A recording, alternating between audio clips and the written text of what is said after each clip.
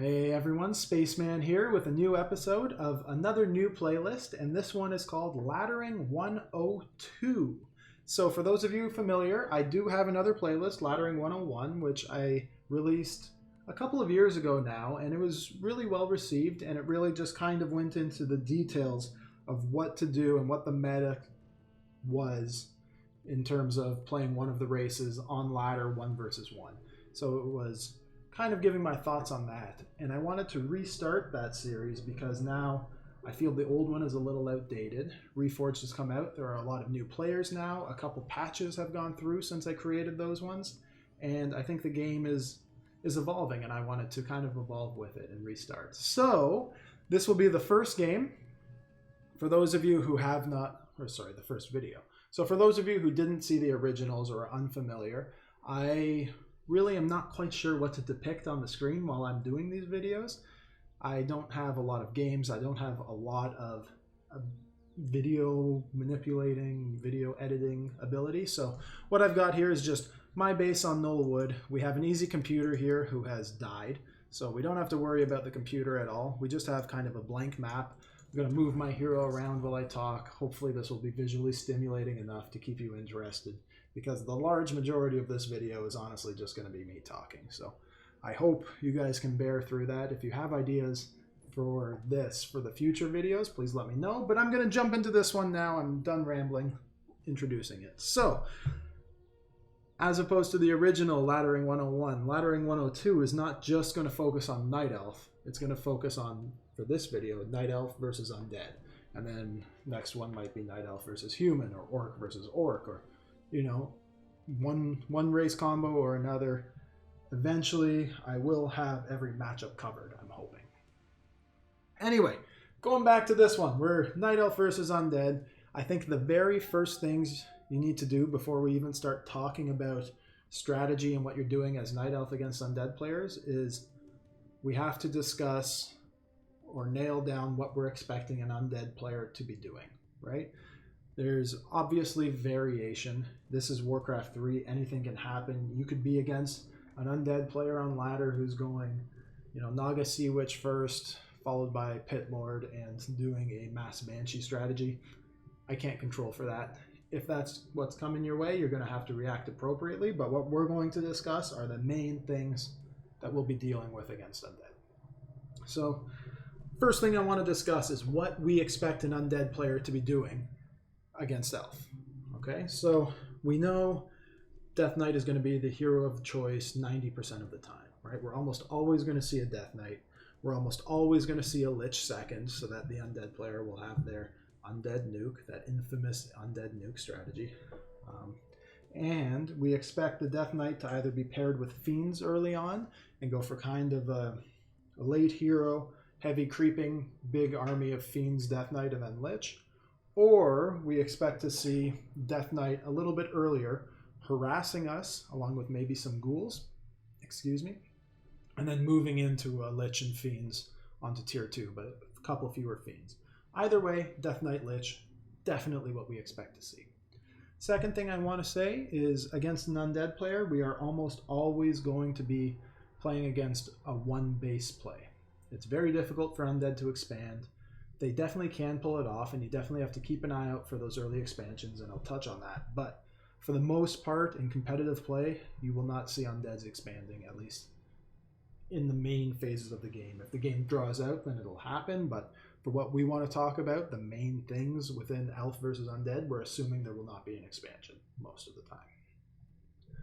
time. Next thing I want to acknowledge is that there is very frequently 3 heroes used by Undead.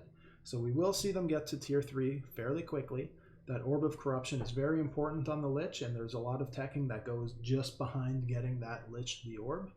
But a third hero usually follows, and there is a lot of variation in what that third hero could be. I think we'll see Naga Sea Witch quite a bit for the slow, the Frost Arrows, and the Forked Lightning, extra nuke damage. You might see a Dark Ranger who's using Silence. You might see a Pit Lord who's got Howl of Terror, Rain of Fire. You could even see some of the other non-Undead heroes. So we're not going to delve too deep into what that third hero might be, but we're going to say we do expect to see 3 heroes a lot of the time. And then The last thing I think we should really specify is that upon hitting tier 2, we're almost always going to have an undead throwing down a slaughterhouse and getting statues out, because statues and fiends are absolutely essential for the core undead strategies. So that said, let's jump into the next part, which is the strengths of undead. Okay, so based on what we've just said, undead strengths are, I think, kind of easy and very recognizable. So the number one thing is they have strong individual unit target damage, right? There's not a whole lot of area of effect. I guess Frost Nova's area of effect. And there's not a whole lot of even trading. Like an orc army, you might have your grunts and raiders just holding a line against another army. But with undead, you want all your crypt fiends, you want your heroes, you want everything to focus one unit, destroy it, and then pull back, right? And that's why the undead nuke is so big, because Coil and Nova are obviously amazing damage. Crypt Fiends do substantial damage. They don't attack very quickly, but they do that one big wave of damage. Frostworms do big damage. Destroyers do big damage. And either way, what you expect to see from an undead player is them exploiting this ability. So the second strength of undead bleeds right into this, is their ability to draw out fights and continually fall back, right? And how do they do that? Let's think about it. An undead player will move their army of Crypt Fiends up. They'll attack one thing. Your Death Knight and Lich will be here. They'll cast their spells. And then as your army of, we'll talk about it after, let's say Huntresses. As your army of Huntresses advances, they'll nuke down that Huntress and the undead army will pull back to here. And as soon as those cooldown, or the attack animations are off cooldown, as soon as your spells are ready to go, you'll do another huge volley on one unit, kill a hero, or you'll kill a Huntress. You'll just keep falling back. So Unholy Aura is great for that, right? Movement speed and health regen to keep you sustained in these longer fights as you continually fall back. And you also have statues, which we had already mentioned as a staple. They help you in those long fights. You keep falling back, you have more mana, you have more health, and then you can just draw it out and draw it out. The Lich helps you fall back with its slow on the Frost Nova, so when you do that nuke, they get slowed and you pull back. Even Frost Armor, it helps you keep your units alive. If it takes damage, it gets slowed and they fall back. Nuke again. So that's what we're expecting an undead player to be trying to do to you as a Night Elf. Last thing I think we should talk about is their strong creeping potential if left alone. So if an undead player is not fighting you, they're probably creeping, and assuming they're going a Death Knight Fiend kind of build, they'll be able to creep most things on the map very effectively. So you can't leave them unchecked for too long, or those heroes are really going to get out of control quickly. Lots of other undead strengths. Those are the core ones I wanted to mention here. Now let's quickly mention some weaknesses, and then we'll get into the actual meat of what you do as Night Elf. So again, guys, if I'm rambling too much, if you think this video is no good, let me know, because I do want to make things, enjoyable for you guys as well. So any feedback is very much appreciated. We must act. Undead weaknesses. They have, sorry, I've got some notes here so that I know I want to touch on. But the main one is low, maybe not the main one. The first one is low harassment potential after the early stages of the game. I think that's pretty self-explanatory, right? Early on, if that Death Knight comes in to harass you, Death Coil is definitely a nuisance. That Rod of Necromancy can definitely be a nuisance, and they can harass you relatively effectively. Beyond that stage of the game, though, there's really not a lot an undead player is going to do to harass you, right? If you're against an orc, there's a good chance the orc second hero, the Torn Chieftain or Shadow Hunter, will be out creeping with the army, and a Blade Master will be harassing you or keeping you pinned or creepjacking. If you're against a human player, they could be doing some sort of harassment to buy time for their expansion. But against undead, what you see is what you get. If they're at your base or if they're trying to engage you, it's not so much harassment as a fight, right? They're looking for trouble. So that's one thing. Low harassment potential after the early stages of the game. The second thing I think we can talk about kind of bleeds into this is that an undead army can't really be split up. Again, what you see is what you get. You're never going to have 3 fiends with your second hero up one part of the map and a statue, a fiend, and another hero over here, or even heroes splitting up. You're not going to see the Death Knight roaming around by himself while the army is elsewhere. So once the game has progressed to the point where you have a bit of an army, you know that army's moving as a ball. Elf, you can do all sorts of stuff, splitting up dryads and harassing, or as orc, you're going to have all kinds of harassment stuff like that going on. But undead, I guess I forgot to mention gargoyles. You might see some annoying gargoyle harass, but that's kind of fallen off in recent years. And we'll touch on that later anyway. Last thing, they don't have much magic or mana regeneration early on, so you know that once you've kept them, once they've cast their spells, they're not going to be able to engage you much beyond that, which is why a Demon Hunter is very good, but I'll talk about that after. And I think, yeah, last thing I'll say is that undead armies are incredibly reliant on their heroes in order to fight. Once the undead heroes are gone, their army really becomes so much less effective. And that makes sense because if you think about it, the Death Knight, Death Coil is used to heal a unit, so it boosts your army, right? Unholy Aura definitely boosts your army. A Lich has Frost Armor, it keeps your army alive. Whereas for Elf, a Demon Hunter doesn't have any buffs to his main units. Same with Keeper of the Grove, it's not really buffs to the main units. You could argue Thorn's Aura, but let's not go there. So if you were to lose your Death Knight and Keeper of the Grove, your Bear Dryad army is still you can do stuff with that, right? Whereas if you were to lose a Death Knight Lich, those Fiends and Destroyers are really, really quite useless. So it's really important to acknowledge that undead players are very reliant on their heroes. So we have to put a lot of emphasis on dealing with the heroes in these matchups. All right, so all of these things considered, let's talk about what your starting hero will be as a Night Elf player. There are, I think, 3 main ones that you would see as your starting hero. First one, by far historically the most popular. It might not be quite as popular these days, but the Demon Hunter. Demon Hunter is just like the mainstay agility in your face hero of Warcraft 3. Everyone knows the Demon Hunter. Everyone thinks the Demon Hunter is cool. Everyone has been very, very much frustrated with the Demon Hunter. And let's talk about why. So first thing, Mana Burn. Mana Burn is an amazing spell. A hero without mana is essentially just a glorified unit because it can't cast spells, right? And the Demon Hunter is an incredibly versatile fighter. He has high armor, he has high move speed, he has high damage. If you're using him as a glorified unit, he's going to be better than any other glorified unit in the game, right? If you delete Mana Burn, remove all of the Death Knight's mana, and you just have the 2 fight head on head, the Demon Hunter is going to win convincingly every single time. So a move like Mana Burn is amazing because it just helps to reduce the opposing hero to that glorified unit status, right? And as soon as a Death Knight has no mana, he's far less effective. He's going to be forced to retreat. He's not going to be able to push and pull like we were talking about because he doesn't have that nuke, right? He doesn't even have the ability to heal a unit. So when you do catch up and start damaging one, he won't be able to heal it. Ultimately, it just forces a Death Knight away. So I think that's the main reason you would get a Demon Hunter. That scales into the mid game, that scales into the late game. And on top of it, evasion is so strong. Evasion to avoid those Crypt Fiend hits, to avoid the Lich hits, it really adds up even though you don't see it. And any health, any survivability is great against the unit target race.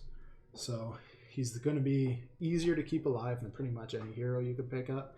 And he's going to be able to engage the undead player and be a thorn in his side throughout the duration of the game. Similar, or a good comparison would be, if we were to take another hero that has high HP and high brawling ability, but no mana burn, then they're still gonna, forget it. We're gonna skip that thought altogether and move on to the next one, Keeper of the Grove. So the Keeper of the Grove is your second most frequent choice. He used to be, not a choice at all. That never was a hero you would see against undead until recently when these new patches started coming out. Obviously, Keeper of the Grove was overpowered for a little while there, so we saw him just dominating everything. But nowadays, you still see it, not nearly as frequently as you used to. I don't think it's the most powerful choice because, of course, the Keeper is so susceptible to the undead nuke. Just a good Coil Nova volley of Crypt Fiend damage can really, honestly, it can almost kill you in one shot. So you kind of have to be, do this, careful if you go keeper, but that's the second most common one you'll see. And the third hero that you're likely to see against Undead would be the Warden. And the Warden is very different from the Demon Hunter because she's so squishy. She's the opposite agility hero. Very, very squishy, very, very susceptible, but her damage output can be absolutely crazy. And the main thing with the Warden is that, guys, this is tough. This is tough to just talk this long without taking a second to reconcile my thoughts. So bear with me. But I'm going to go back to the Demon Hunter. Demon Hunter, you almost never go solo Demon Hunter, right? The Demon Hunter allows you to go into a second hero, and I'm going to start talking about that. But with a Warden, you don't want a second hero. With a Warden, you want her to get to level 6 as quickly as possible because you want to use her ultimate, because her ultimate is unreal, specifically against Undead players.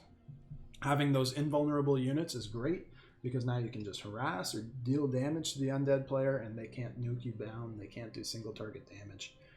And the Warden, the higher her level, the better the Shadow Strike is, the better the Fan of Knives is.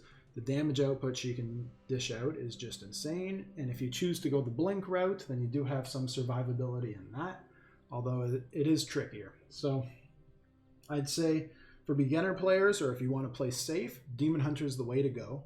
If you want to try a really, we'll say fancy, maybe aggressive, maybe frustrating game for the Undead, go with the Warden, but I think she's much more difficult to have work, but can do a ton of damage and can be very successful against Undead on the right map in the right game. And then Keeper of the Grove is another option, although I personally feel like he dies very quickly and I have trouble with him, so I tend to not go that route. Maybe we'll come back to Priestess after. Excuse me. As far as your second hero goes, you're going to have to think about the way the game is going. All right. So the beauty of a second hero, obviously, is that you get to see what your opponent is doing before you pick it. And there are a couple mainstays in terms of elf second heroes against Undead, and for good reason. So the number one most frequent, maybe not as frequent these days, would be the Naga Sea Witch. And the Naga is amazing for a number of reasons, but for sure, the main reason people pick her up when they go Demon Hunter first is for the tempo. Because your Demon Hunter is an amazing tempo hero. He's making other heroes just glorified units and doing it himself. And the Naga allows you to capitalize on that. By going a neutral hero, it means as soon as you hit tier 2, you get your hero, as opposed to waiting for the full build time. And you get that power spike, right? So you hit tier 2, you immediately have a second hero who has frost arrows, so your Demon Hunter will be able to pick off units even more effectively because he's already fast. And it allows you to really control the middle of the game very effectively. There are not many hero combinations that can do more damage alone than a Demon Hunter Naga. Done. Second option you'll see is a Panda, and a Panda is a very different approach to a game than a Naga. So if you pick up a Panda, a level 1 Panda is very, very kind of frail. It does not do much. Breath of Fire is okay at level 1, but it's nothing to write home about. You're picking up the Panda because you want to get rid of that sheep. You're picking a Panda because you're playing for a later stage game. So maybe you've expanded, maybe you're planning on expanding, but ultimately what you want to do is power creep that Panda to level 3 so that you get Breath of Fire, and from there you can, Panda to level 3 so that you can get level 2 Breath of Fire, and from there you can really start wreaking havoc. The Panda is a tanky hero. He has a lot of HP. He can survive quite a bit, especially if you go with Drunken Brawler. Then he gets some evasion as well, although that's not necessarily the most popular choice. Regardless, by going for a Panda, you're communicating that you're not going for that early tier 2 tempo. You're going for a later game, you're trying to buy more time, and you want to build that Panda and Brewmaster up a bit. When do you go for one or the other? So if you have map control, if you want to continue teching really hard to bears, if you think you can keep your opponent pinned in their base, you go with the Naga. If you have space, if you have time, if you want to go more Dryads before going into tier 3 maybe, go for the Panda. You'll be able to exploit your lead when the time comes. It's tough, guys. I apologize. I hope you know what I'm kind of talking about, though, because in those mass armies, when you're against big amounts of units in those 80 food army battles, Panda is amazing because Breath of Fire just is going to damage that many more units than Forked Lightning would. We can also talk about how Panda destroys ghouls. He destroys gargoyles, so if you're against a gargoyle harass or ghoul play, definitely pick up the Panda because he can just melt those units. Maybe the third hero you'll see is an alchemist who also has high HP, and he's got that healing spray, which is so much better now that it doesn't heal enemy units. You'll see him following a demon hunter, but more often than not, I think the alchemist will be your ideal choice against undead players if you're going Keeper of the Grove first. And if you've been following the meta over the past year or so, you were there for that Keeper of the Grove dominant era. And the Alchemist was a very frequent follow-up to the Keeper just because he offers that kind of healing, which is amazing in a mass strategy, which you see quite a bit with the Keeper. So if you're going a Keeper of the Grove, it's more likely you'll be going 2 Ancients of War with Huntresses or something like that, and the Alchemist favors those kind of armies because you want more units to be able to heal while in the fights. Alright, so hopefully you guys are getting something out of this. I don't think you usually see a third hero out of Elf against Undead just because, you know, whatever comes out is probably just going to get nuked down. It's really hard to keep a level 1 hero at minute 10 or 15 whenever it comes out alive against a Death Knight Lich. It's just more of a headache than it's worth, I think. So let's quickly mention the heroes I didn't talk about here. The Priestess of the Moon. I am a huge fan of the hero. She's surprisingly tanky. She has good damage output, but she just doesn't actively do enough against the undead to really justify picking her. Excuse me. The Demon Hunter has Mana Burn, which allows him to take some more control in the fights to minimize the effectiveness of the enemy heroes. Keeper of the Grove can entangle or can create treants, and that just helps with those fights. It gives you more to work with. The Warden obviously has that insane damage output. Has the slow with Shadow Strike. The Priestess just doesn't do enough to justify picking her against Undead, I don't think. So that's my reasoning there. You could go Dark Ranger or Pit Lord. They're fun because you obviously can't be death coiled, but beyond that, I don't know if there's really that much purpose for them. The Tinker is not great against Undead. You know, at level 6, you can't be nuked, which is great, but factories are not very effective at harassing undead bases, nor are they effective in battle against undead, just because they almost always have these mass range armies of Crypt Fiends and some air maybe, and they can just pick that factory off with their single unit damage that they have. Even if they can't nuke, their right clicks are enough to drop it in 1 or 2 volleys. So you don't get a lot of value out of a Tinker. And the Fire Lord is just way too squishy. He's going to die immediately and is hard countered by destroyers. So I just wouldn't recommend going Fire Lord against Undead either. So now we're going to go into unit considerations. We're just sitting literally staring at an elf base. I apologize, guys. Here, let's do some patrolling here. So unit considerations. We could do a couple different things here. But the first, definitely most common thing you'll see as elf against undead is going for an Ancient of War creep. That's just the most effective way to start any game as elf, to be honest. You get an early archer out, and then as soon as your hero and archer are out, you power creep a camp, and you get level 2. So whether you're going Warden, Keeper of the Grove, or Demon Hunter, if you can get that level 2 hero out that much faster, it's worth it. So that's definitely what you want to do.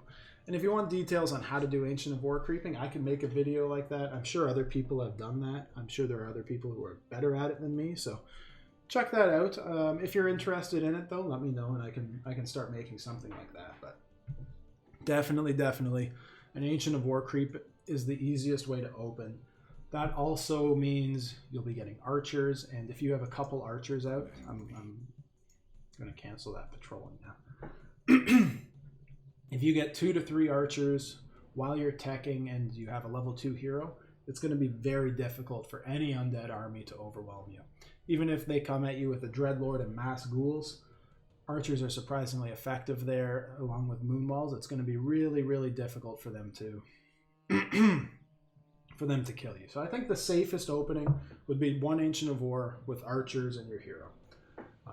Be careful though, because if you start creating too many archers, you're spending more gold. Your supply cap is going to be hit earlier. So I'll talk about upkeep as well. But obviously you don't want to break upkeep for as long as possible. And if you have more archers, then you're going to be able to get fewer dryads or bears or whatever you're going later without losing those archers or breaking upkeep. But also, once the game gets a little further along and it's a level 3 Death Knight, level 2 Lich or something like that, the archers are just fodder. So they're really good for holding those early skirmishes, but once you get into the later game, the Undead nuke is way too much and the archers are just going to provide experience. So you're not going to want to get more than 2 or 3 archers, maybe 4, but I think that's more or less capping it. We could talk about Huntresses, and they have been done, especially with the Keeper of the Grove, and it can be made to work for sure, but it's more difficult, and I don't think it's the way to go. And the main reason of that is Crypt Fiends do piercing damage. So Huntresses do very good damage against Fiends, but Fiends also do good damage against Huntresses, and a good Undead player will be able to keep his Fiends alive long enough to amass 4 or 5 of them. And once he has 4 or 5 Crypt Fiends, a level 3 Death Knight, and a level 1 Lich, they're just going to do what I was talking about before. Your Huntresses, let's start this stuff. Your Huntresses are going to start running at his army. He's going to do nuke, run away. You're going to be slowed from the Frost Nova. Your 1 Huntress will die. You'll keep chasing. He's going to nuke again here. He'll nuke again here. And he's just going to exploit his ability to continually fall back and pick off units one at a time, and there's not going to be much you're able to do against it. Entangling Roots will help. You'll be able to pick off a Fiend here or there, but even then, I don't think Huntresses are really the way to go against Undead. So what does that leave us? Talons, not great against Undead. Destroyers are too much for them. Whether or not they're in Crow form, Destroyers just hard counter them. The Undead nuke will pick them off very effectively. Druid of Talon are not the way to go. Fairy Dragons, okay, if you're against Necromancers or Banshees, then maybe try it, but for the most part, Fairy Dragons, I don't think are the way to go against Undead either. Maybe 1 or 2 in a large army. If you're at 78 of 80, then pick up a Fairy Dragon, and you could justify that to try to burn some of the statue mana, or well, I guess you don't burn mana, but you know what I mean. But ultimately, I don't think Fairy Dragons are very important to discuss while against Undead. Hippogriff Riders, not the way to go. Crypt Fiends just do so well against them. Again, what I'm saying you have to take with a grain of salt, because I'm sure anyone can find me a game where Hippogriff Riders were used very effectively to combat an Undead, but on a whole, I don't think they're the way to go. Hippogriffs you can justify if you're in a big army, again 80 of 80, and you're against maybe a Frostworm or 2 or a couple Destroyers. Sure, pick up 4 Hippogriffs. Even if he has web, it's going to cause problems. Eventually they're going to get up and hopefully just tear through the Undead air at that point. So you can justify Hippogriffs that way. I don't think they're the way to go either, though. For the most part, Dryads are going to be your answer to anti-air, along with your Demon Hunter and Panda, because once a Demon Hunter gets an Orb of Venom, he's a nightmare for anyone. And the Panda, I guess, is not able to do great against the Destroyers, but if you're dealing with Gargoyles, a Panda is more than enough, especially with a Demon Hunter. So what does that leave you with? Lores.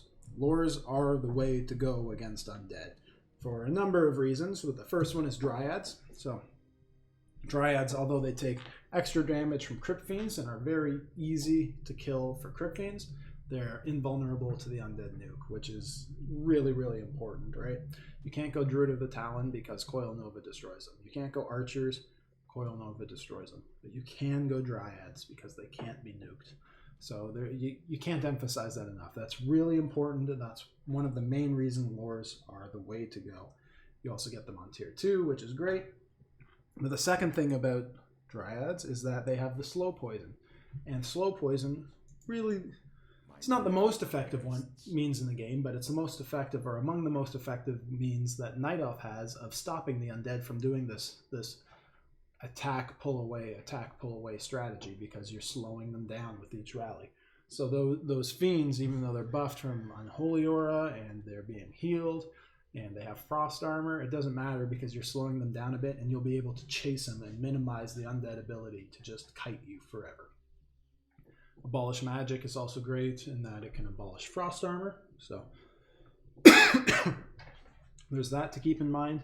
And if you're having trouble dealing with some rods of necromancy, abolish magic is great on the skeletons. It's just some free experience. So dryads are amazing.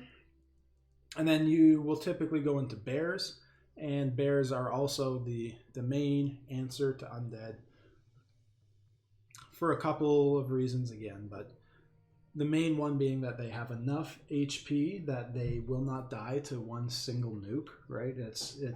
They're still vulnerable to the Coil Nova focus fire, and they die really quickly, especially once a Frostworm or some destroyers are up there. But they're tanky enough that you can hopefully micro it back after it's absorbed the first wave, or you can staff it back. And then they have the ability to single target big heal, which makes perfect sense to counteract single target big damage, right? They do a huge wave of damage, you heal it up really quickly. You do a huge damage, you heal it up. So it's not easy. By no means is it easy to keep bears alive and to use rejuvenation effectively. But if used perfectly, it makes a lot of sense that they would counter the undead, right? They don't have to stay in the front line. You pull it back or you staff it, you heal it, and then it comes back. And the undead's going to start running lower on mana. They're not going to get the kills that they need. It's the way to go, but it's tough. Last one out of the lore would be mountain giants. Mountain giants are great in that they're hard to nuke down and they have a ton of health, but they don't have any DPS really. So bears, in addition to having the ability to withstand that major wave of damage coming at them, if they're attacking, they're doing a lot of damage. So bears, I think, are still the way to go over mountain giants.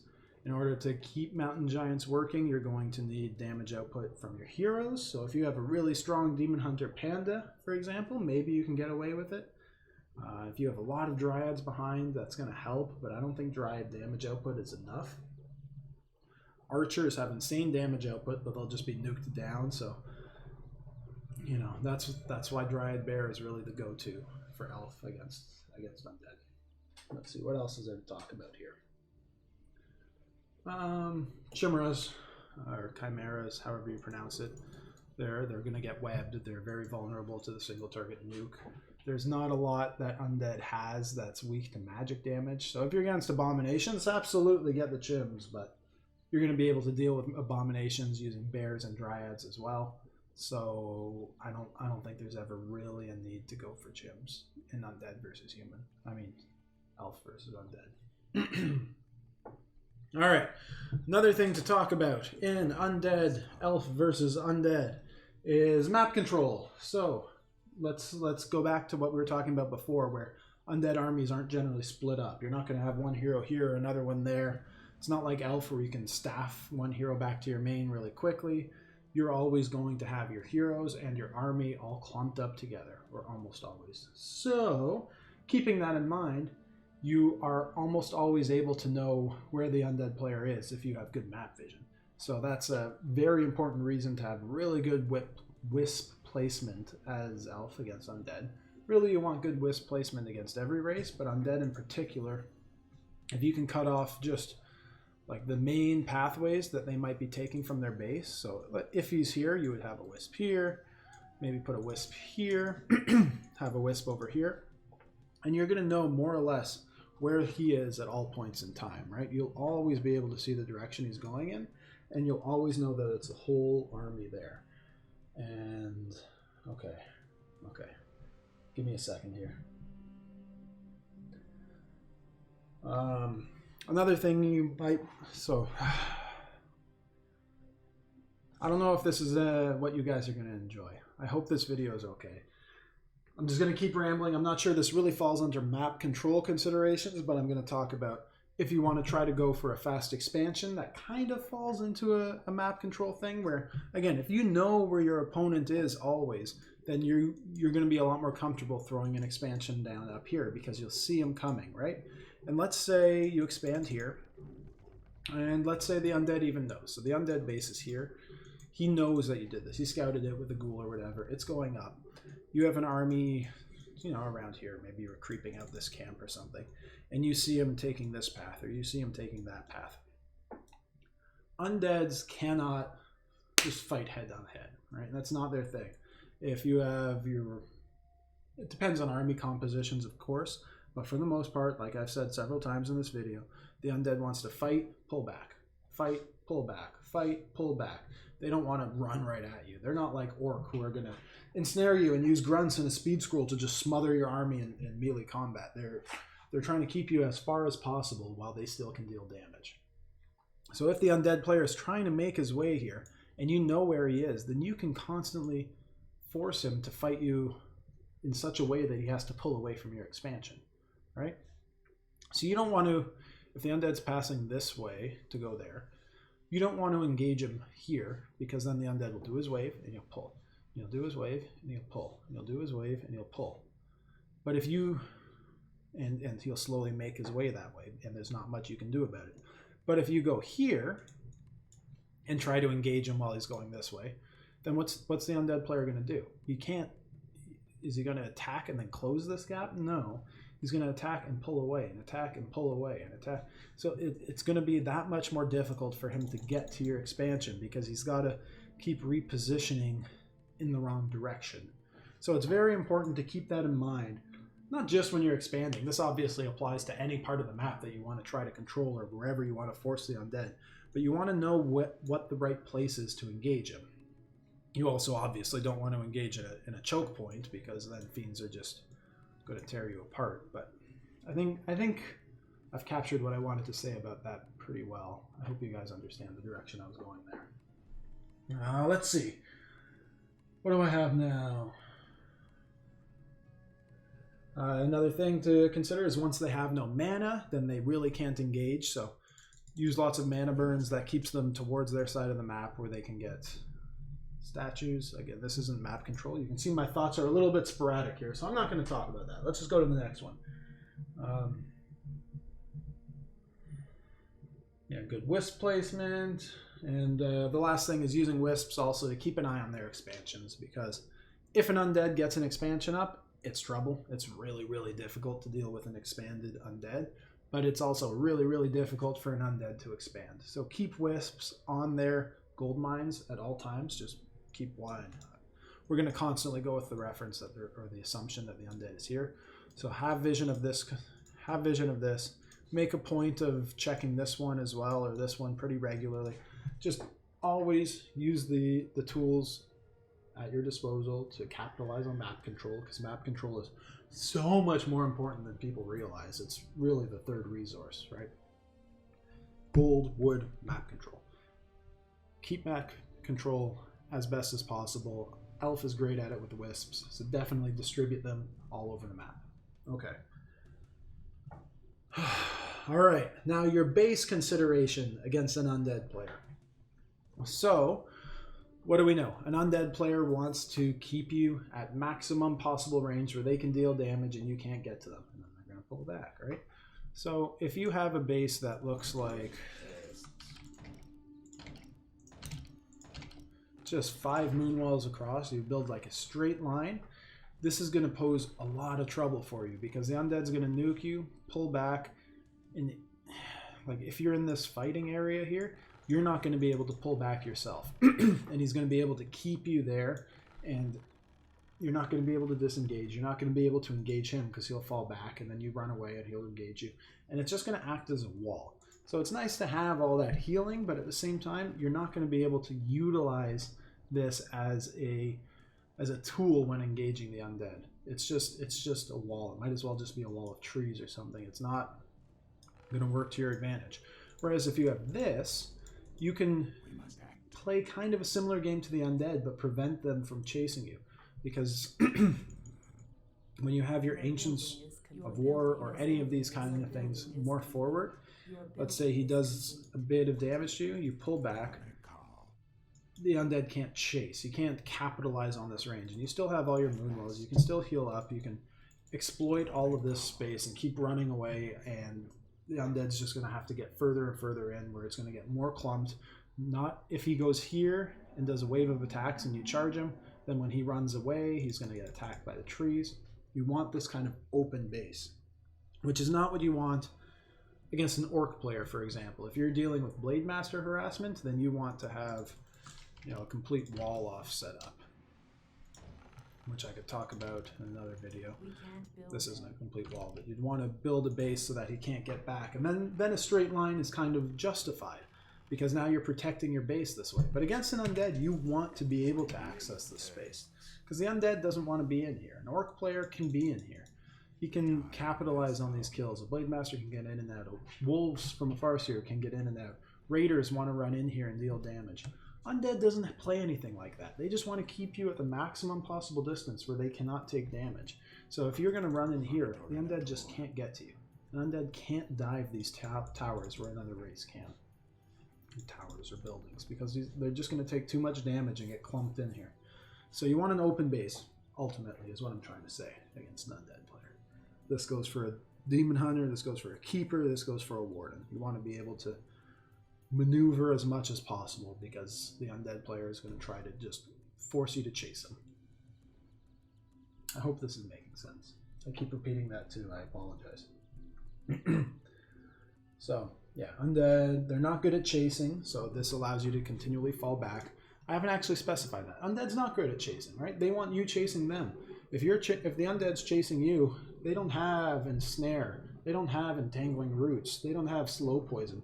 It's not easy for an undead player to chase you. So if you can run back into your base, you're going to be able to get away with it. By setting up this wall, you're not able to run into the back of your base. And now you're just stuck here, and you're going to absorb a huge amount of damage while you, let's say you're here and you're running around. While you do this, that's time for the undead player to get another full volley of damage against you. Whereas if this Moonwell weren't here, you would just run straight back and be safe. Okay, nice. Yeah, Moonwell spread around. Yeah, if you... Yeah. Okay, yeah. And that is bringing us to the end of this video. Last thing I wanted to talk about were some outside possibilities, some other things you might see from the undead player outside of the standard. First one that comes to mind are mass ghouls or mass gargoyles. First thing, you see that, get a panda second. All day get a panda second, power creep it to level 3 as quickly as possible, and those gargoyles and ghouls are going to have a really hard time dealing with you. Yeah, that's definitely the answer. Get tier 3 as quickly as you can too, and get an orb of venom on your demon hunter. You can honestly get 2 dryads and tech hard to bears against ghouls or gargoyles, or ghouls and gargoyles, and with a panda demon hunter and a base like this, you're going to be able to get away with it. If you're against a dreadlord with sleep and he comes in on you really early, or he just does heavy pressure against you in general with ghouls, open base is the way to go. Try to get some good detonates off to not only kill skeletons, but also dispel sleep so that he won't be able to surround you quickly enough. I think that's pretty much all I have to say about that. If you are against some kind of obscure starting hero, like a Crypt Lord or again a Dreadlord, you can expect that you're going to see maybe a fast expansion. And if you're against a fast expansion, you have to be very aggressive. You've got to be all over that undead player as much as possible. Maybe counter expand. You can make an argument for it, but I think the play would just be tech ridiculously hard and harass as much as possible. In that situation, I think the play would be to get a Naga and not a Brewmaster, because this is where you're trying to keep leaning on them, and the Naga gives you that mid-game tempo, which allows you to keep pressure on as you tech, and he's going to be weaker than even your standard undead would be, because he's invested so many resources into his Haunted Goldmine and Acolytes and Necropolis and Ziggurats, if that's the direction it's going. So I very much put a ton of emphasis, or I really want to tell you, be aggressive if you see an undead expansion. And that doesn't mean suicide bomb it. You don't even necessarily have to take it out right away, but you need to get the other player to spend as many resources as possible on that excuse me, on that expansion, and you need to capitalize on the time lost in their tech while they're trying to do that. Okay, last one. Yeah, last unorthodox strategy I wanted to discuss is necromancers. We've all lost to Necrowagon. We've all seen how unstoppable it can seem. Excuse me again. How unstoppable it can seem. How do I want to talk about it? But it can be very easy to deal with, actually. So the first thing, you see you're against necromancers, create an insane amount of wisps. Overproduce wisps, it's fine, they're cheap and you'll get so much value on them. Have a group of wisps that you're just ready to use as detonates. Number one. Number two, map control. So again, he's here. Keep your wisp as forward as possible so you will be able to see as soon as possible that he's moving out. So whether it's Necrowagon or just necromancers, doesn't matter. They're slow, they're cumbersome, and they want to fight, not like we were saying, the undead. Necromancers do not want to damage and run away. Damage and run away. What necromancers want to do is stand in one spot and summon skeletons. And they just want one fight to last as long as possible right there. So necromancers are amazing at base defense because they can just sit in the back of an undead base and do nothing. And take no damage. Or they want to fight right on top of your base, where they're covered, their summons are coming, and they don't have to move. That's what a necromancer wants. So you see them coming here, you run out to engage right away. And you make that army stop moving here to attack your hero or whatever. And then you engage them again here. You run away and engage here. Then you run away and engage them from here. And that's just, the movement of his army is going to be so broken and so clumsy that you will be able to buy so much time and continually force him into more and more obscure positions that hopefully when your army does come in, you'll be able to get a good flanking angle and you'll be able to pick off individual units here and there enough that by the time he reaches his base, he's just not prepared. His army is not what it was when he left his base. It's all about those poking and prodding with Breath of Fire, Mana Burn, and then throw a couple Dryad Spears in there. And it's just going to pull them apart. It's going to be a headache for them, and you'll be able to hopefully buy enough time and create enough space that when he arrives, you can just wipe him out really quickly. And that's definitely the play against necromancers. I think I've spoken about everything I need to speak about for this video. Obviously, you have to be incredibly cautious when pushing an undead base. The play is very rarely to destroy their base, especially if they have an army. What you should do is prioritize fighting their army, and if their army is in their base, don't engage, but just creep a couple spots, expand, keep them pinned in their base, that's fine. You might have to play a long game, that's the way it is, but if you start throwing your army at an undead base, the base itself is incredible for defending pushes. It's we all know it, but on top of that, think about again what I was saying. They want to do a wave of damage and pull back. How much more effective is that when you're surrounded by spirit towers and Nerubian towers? They do a huge wave of damage, pull back, you get even more slowed trying to go in, you're blocked off by buildings. They do a huge... Don't push into the base. If your army is just vastly superior and there's nothing they can do about it, then by all means go for it. If he's not there and you're pushing just to force a teleport, then that's great, but run away as soon as you see them teleporting because you don't want to engage equal-sized armies in an undead base. Play the long game, choke them out if it has to be done, let them drain their expansion, do not let them expand, and just control the map if that's what it has to be. Okay? I think that's all I have to say. I hope this video wasn't too long. I'm not sure how long it was, but it might have dragged on. Let me know what you think, please. I am happy to improve these videos. If you're not interested in it at all, or it wasn't informative, or it was just kind of gibberish, then let me know because, it's good to know. But, yeah. Okay. Thank you for watching. Very much appreciated. As always, questions, comments, and criticisms are welcome. Thank you for watching, and have a great rest of your day.